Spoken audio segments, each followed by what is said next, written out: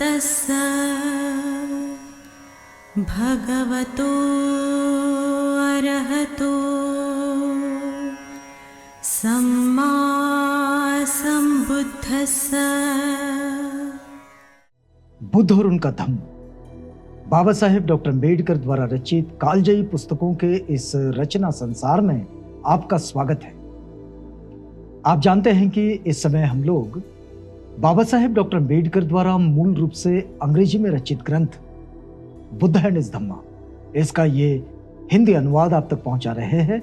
ये हिंदी अनुवाद भदंत डॉक्टर आनंद कौशल्यायन जी का है। तो आइए आगे बढ़ते हैं, लेकिन बढ़ने से पहले आपको जोड़ देते हैं उस कड़ी से जो पिछली कड़ी थी। और पिछली कड़ी में हमने देखा कि तथागत बुद्ध इस समय उर्वेला में है, और उर्वेला का जो उर्वेल काश्यप का आश्रम है, उनके आश्रम में है। अब ये उर्वेल काश्यप का इतिहास तो आप जानते हैं कि ये वाराणसी के 3 भाई उर्वेल काश्यप बड़े और बाकी उनके 2 छोटे भाई नदी काश्यप और गया काश्यप, और ये तीनों के तीनों जटिल सन्यासी है। और ये सन्यासी अग्निहोत्र करते हैं, मतलब अग्नि पूजा के साथ अपने जीवन को यापन करते हैं, और यही से इनको लगता है कि इनकी मुक्ति हो जाएगी। लेकिन तथागत बुद्ध को ये लगता है कि इनके पास में बहुत सारे शिष्य हैं और इनका मार्ग ठीक नहीं है, तो वे उर्वेल काश्यप के पास चले गए थे और वही उनसे निवेदन किया कि भाई आज रात मैं आपके इस आश्रम में रुकता हूँ। और वे वहाँ पर रुके, उन्होंने जो कुछ किया, जो कुछ उनसे कहा, और फिर उर्वेल काश्यप की शंकाओं का जो समाधान हुआ, उसके कारण उर्वेल काश्यप ये तथागत बुद्ध की शरण में चले गए। उनको अनुसरण किया, उनको वंदन किया, उनके शिष्य बन गए। और शिष्य बनने के बाद उर्वेल काश्यप के पास उनका जो अग्निहोत्र का जितना सामान था, जितना साहित्य था, वो सारी सामग्री को उन्होंने नदी में फेंक दिया।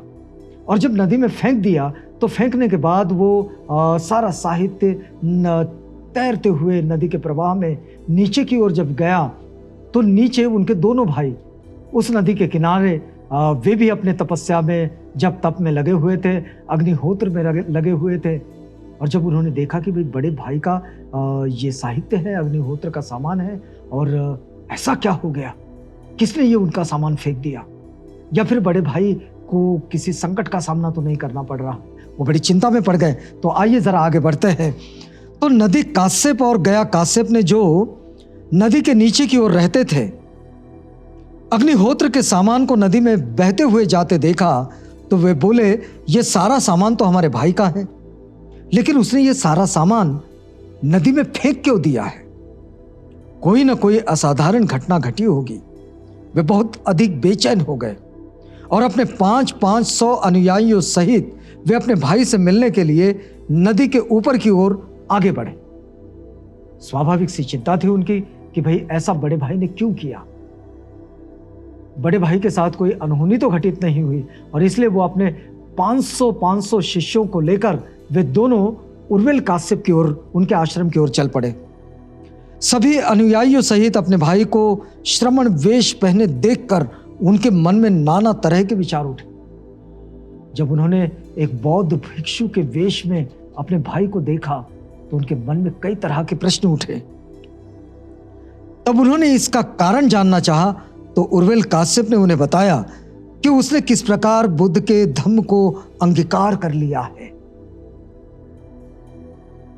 बुद्ध के धम्म को उन्होंने अंगीकार कर लिया है, ये बात नदी काश्यप और गया काश्यप दोनों ने सुनी, उनके शिष्यों ने सुनी, और उन्होंने पूरी बात समझा कर बताई।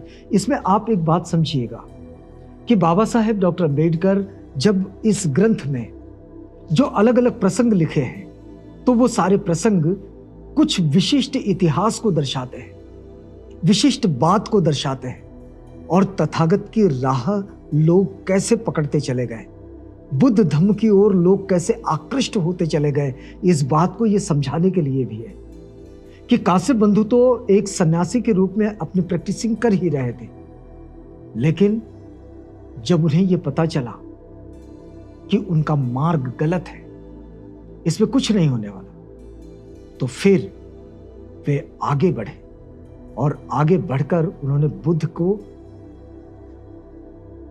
जब नमन किया और तथागत ने उन्हें संघ में दाखिल करवा लिया और उनकी उपसंपदा के बाद वे भिक्षु बन गए, तो फिर उनका जीवन ही बदलता चला गया।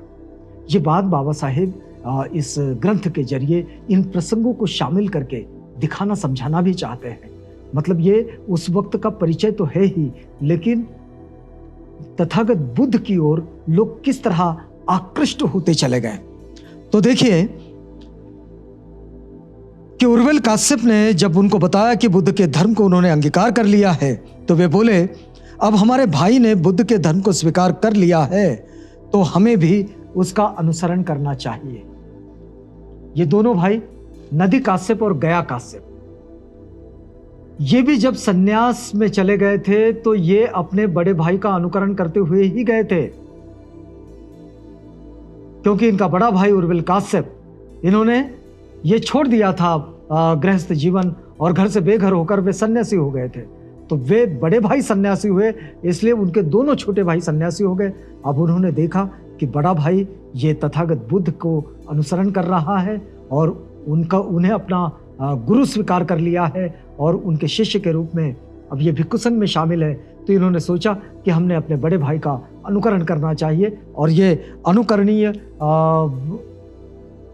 कदमों के जरिए ये भी उसके लिए तैयार हो गए और उन्होंने अपने बड़े भाई से अपनी इच्छा व्यक्त की।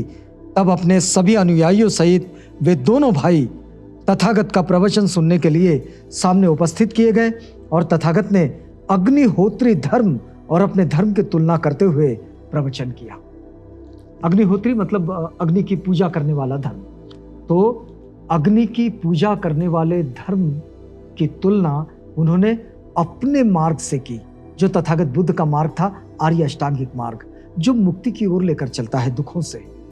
तो दुखों से मुक्ति की ओर लिए चलने वाला ये जो मार्ग है, इस मार्ग को समझने और समझाने के लिए उन्होंने जब उनको समझाया तो एक तुलनात्मक अभ्यास, तुलनात्मक अध्ययन उनके सामने रखा और ये प्रवचन जब उनके सामने आया तो फिर उन दोनों भाइयों को उपदेश देते हुए तथागत बुद्ध ने कहा, देखिए यह बड़ी महत्वपूर्ण बात है। तथागत बुद्ध क्या कहते हैं कि जिस प्रकार लकड़ी से लकड़ी के रगड़ खाने पर आग पैदा होती है, बिल्कुल उसी प्रकार असम्यक विचार जब आपस में रगड़ खाते हैं तो अविद्या का जन्म होता है। जब लकड़ी से लकड़ी रगड़ खाती है तो आग पैदा होती है, बिल्कुल उसी तरह जब असम्यक विचार मतलब अनुचित विचार, अयोग्य विचार जब एक दूसरे से टकराते हैं तो वहीं से अविद्या पैदा होती है। लेकिन इनको पता नहीं होता, ये जो अनुचित डिस्कशन करने वाले जो लोग होते हैं, इन्हें ये पता नहीं होता और ये उसे ही बड़ी विद्वत चर्चा मान के चलते हैं। लेकिन तथागत यहां बिल्कुल स्पष्ट रूप से समझा रहे हैं।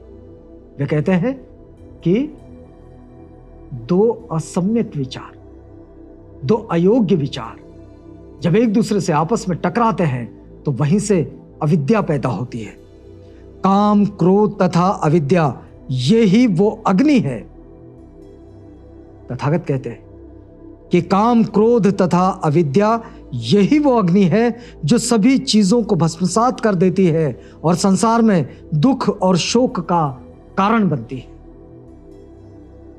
संसार में दुख और शोक का कारण जो बनती है वो यही है।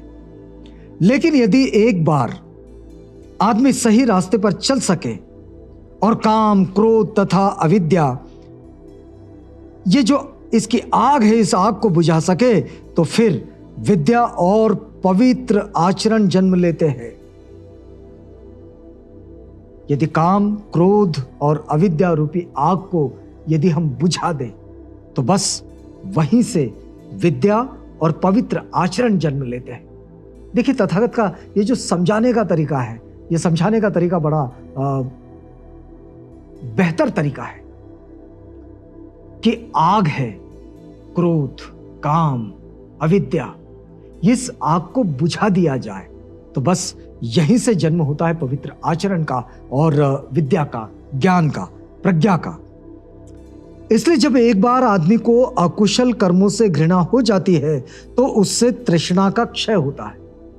जिस किसी आदमी को तथागत का वचन है ये कि जिस किसी आदमी को अकुशल कर्मों से घृणा होती है, मतलब गलत काम करने से जब घृणा हो जाती है, तो बिल्कुल वहीं तृष्णा का क्षय होना शुरू हो जाता है। और तृष्णा का क्षय करने से ही आदमी श्रमण बनता है। तथागत ये प्रवचन दे रहे हैं नदी काश्यप और गया काश्यप, इन दोनों को। और इसमें पूरा भिक्षु संघ भी है और उर्वेल काश्यप भी उपस्थित है। अब भिक्षु संघ ये बढ़ता चला जा रहा है। उन बड़े ऋषियों ने जब ये बुद्ध वचन सुने, क्योंकि नदी काश्यप, गया काश्यप, उर्वेल काश्यप ये उस वक्त के बड़े प्रसिद्ध मुनि थे, ऋषि थे। और उन ऋषियों ने जब ये बुद्ध वचन सुने तो अग्निहोत्र से उनकी सर्वतः उपेक्षा हो गई, क्योंकि तथागत ने इस बात को समझाकर बताया कि अग्नि की पूजा का मतलब क्या है। अगर दुखों से मुक्ति ये तुम्हारा उद्देश्य है तो ये अग्नि की पूजा करने से पूरा नहीं होता, और इसलिए इसे छोड़ना होगा। तो फिर ये दुखों से मुक्ति कैसे होगी? तो दुखों से मुक्ति का रास्ता, उसकी राह तथागत सिखाते समझाते हैं। और फिर जब ये बात गया काश्यप ने, नदी काश्यप ने सुनी तो वे प्रभावित हो गए और उन्हें अग्निहोत्र से पूरी तरह उपेक्षा हो गई। उन्होंने भी बुद्ध का शिष्यत्व स्वीकार करने की इच्छा की। और काश्यप बंधुओं की दीक्षा भगवान बुद्ध की एक बड़ी विजय थी, क्योंकि जनता के मन पर उनका बड़ा प्रभाव था। उस वक्त में जो बड़े ऋषि थे उनमें काश्यप बंधु ये बड़े ही प्रसिद्ध थे और लोगों पर उनका प्रभाव भी था। और ये तीनों के तीनों भाई अपने शिष्यों समेत जब तथागत के भिक्षु संघ में शामिल हुए तो ये तथागत की बड़ी विजय थी, या फिर भिक्षु संघ की संख्या इसमें बहुत बढ़ गई थी। तो ये कहना कि तथागत की वाणी ये एक ऐसी वाणी है कि जिसको कोई काट नहीं सकता, और इसलिए तथागत को एक ऐसा योद्धा भी माना जाता है कि जो विजित है, वो कहीं परास्त नहीं होते, और इसलिए वे हमेशा प्रासंगिक बन जाते हैं, रेलेवेंट। वे कहीं भी अपने वक्त से पीछे नहीं रहते, वे कहीं भी अपने वक्त से आगे नहीं चलते, अपने वक्त के साथ रहते हैं। और इसलिए तथागत की ये जो शिक्षा है, ये शिक्षा हम सबके जीवन को बेहतर बनाने के लिए बड़ी प्रेरणादायी है। तो यहां हमने काश्यप बंधुओं की इस बात को सुना, पढ़ा। यहां रुकना होगा हमें। रुकते हैं इस वादे के साथ कि कल आपसे पुनः भेंट होगी, जब हम बुद्ध और उनका धम्म की इसी कड़ी में आगे बढ़ेंगे। तो तब तक के लिए हमें इजाजत दीजिएगा।